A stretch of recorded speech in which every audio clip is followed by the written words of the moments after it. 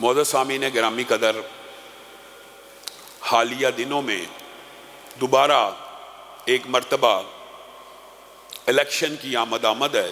ملک کے اندر ضمنی حلقوں میں 16 اکتوبر کا اعلان ہو چکا ہے کہ دوبارہ الیکشن ہے۔ میں اس حوالے سے چند گزارشات کو آپ لوگوں کے سامنے رکھنا چاہتا ہوں۔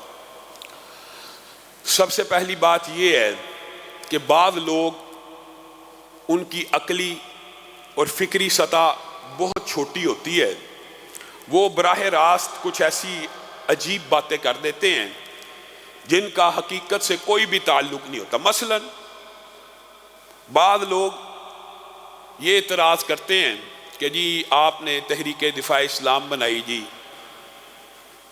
بعض لوگوں کا اعتراض ہے جی شہرت کی وجہ سے۔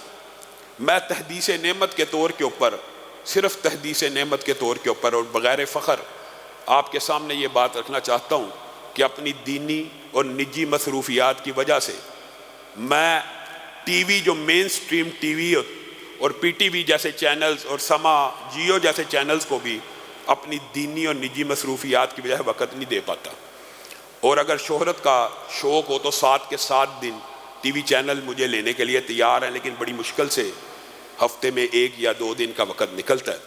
اور پھر اللہ کے فضل و کرم سے اس مسجد کے ممبر کے اوپر بیٹھ کے جو گفتگو کرتا ہوں، یہ بھی تحدیث نعمت کے طور پہ کہہ رہا ہوں، اس میں کوئی فخر نہیں ہے، وہ گفتگو چند دنوں میں کئی ملینز ویوز کراس کر لیتی ہے۔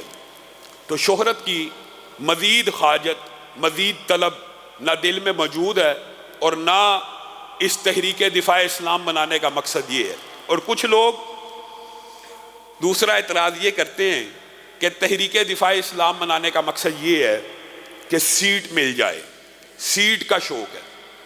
میرے بھائیوں، یہ بھی نہایت کم عقلی کی بات ہے۔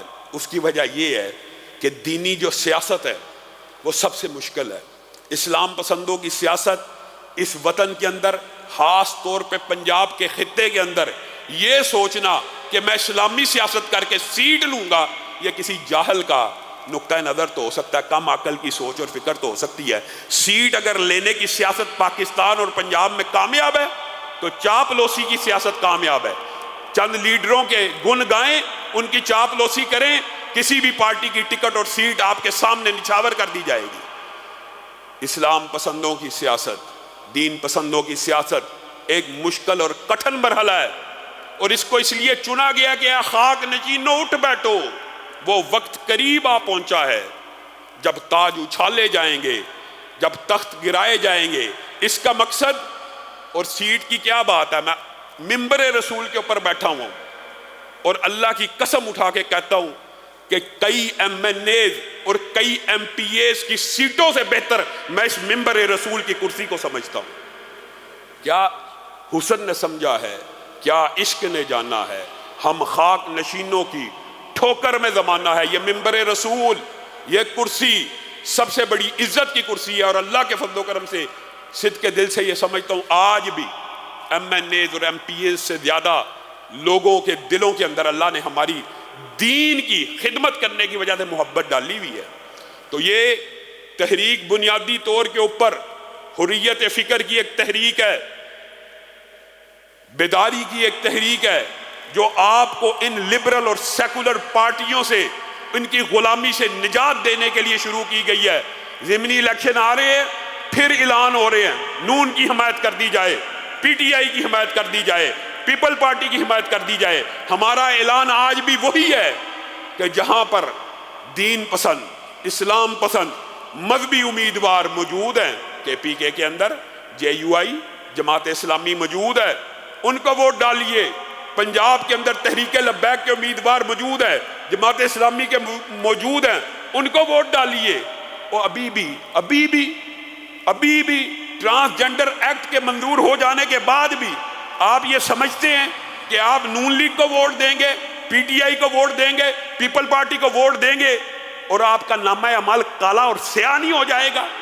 جو بندہ ان پارٹیوں کو ووٹ دے گا وہ اس ہم جنس پرستی کے بل کے اوپر مہر تصدیق کو ثبت کرے گا۔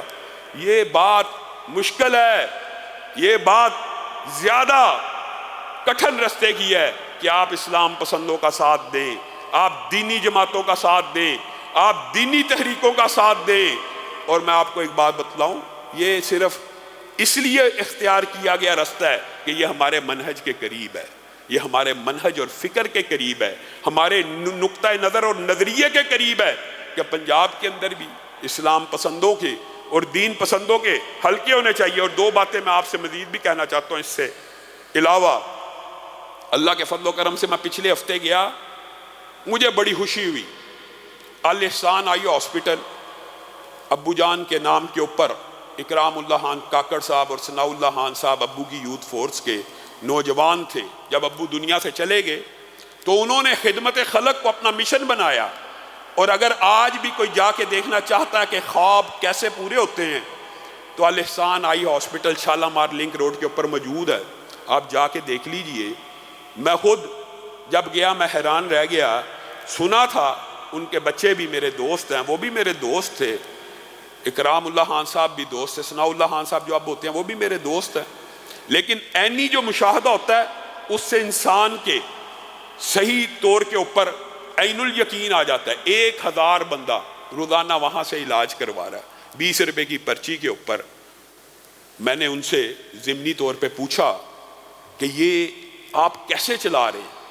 آپ حیران رہ جائیں گے، ایک ماہ میں ہر ماہ کا 2 کروڑ روپے کا خرچہ اللہ کے فضل و کرم سے وہ جنریٹ کرتے ہیں، اور اللہ تعالیٰ ان کو کوئی کمی نہیں آنے دیتا۔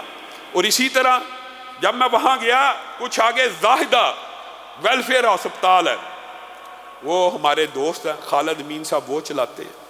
ان سے پوچھا، ان کا بھی خرچہ اس کے قریب، اور یہ فی سبیل اللہ اور ویلفیئر کے کام معمولی چارجز کے اوپر، یعنی جو کاسٹ ہوتی ہے، اگر کسی نے کارنیا ڈلوانا ہے، لینس ڈلوانا، جو کاسٹ ہے، یا جو ہڈی کے آپریشن کی کاسٹ ہے، یہ 2 ہسپتال اتنا بہترین کام کر رہے ہیں۔ اور انہوں نے پھر جب میں نے وزٹ کیا، آپ سب کے لیے بھی اس کے اندر خبر ہے، آپ ابلاغ بھی کر سکتے ہیں، انہوں نے کہا تحریک دفاع اسلام و پاکستان کا کارکن ہو یا آپ کے قرآن و سنہ اسلامک سینٹر کا کوئی نمازی ہو، انشاءاللہ اس کے ساتھ مزید سپیشل اس کو پروٹوکول بھی ملے گا، اور اس کے علاج کے اندر بھی بہت بہترین طریقے سے معاونت کی جائے گی۔ اللہ تعالیٰ ویلفیئر کے ان اداروں کو قیامت کی دیواروں تک قائم رکھے۔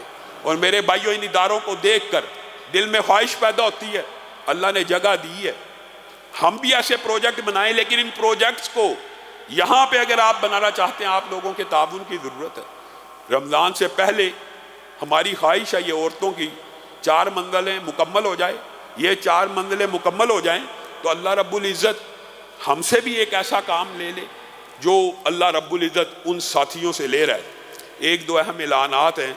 ہمارے ایک ساتھی ہیں چودھری عبدالحفیظ انجم صاحب، جڑا والا میں تحریک کے ذمہ دار ہیں، ان کا آپریشن ہے، سب ساتھی دعا کریں اللہ تعالیٰ ان کو شفائے کاملہ عاجلہ نصیب فرمائے۔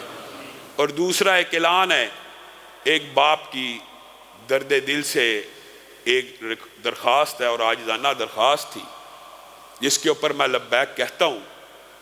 ایک بچہ نوجوان کم عمر کا 16-17 سال کا وہ فوت ہو گیا، اور باپ سے اس وقت اس کی لڑائی چل رہی تھی، اور باپ کے دل میں یہ کسک ہے کہ وہ میری وجہ سے اس نے اپنے آپ کو یہ نقصان پہنچایا۔ ہم سب ساتھی انشاءاللہ اس کا بھی غائبانہ نماز جنازہ ادا کریں گے۔ اللہ رب العزت جو کہا گیا، جو سنا گیا، اس کو سمجھنے کی توفیق عنایت فرمائے۔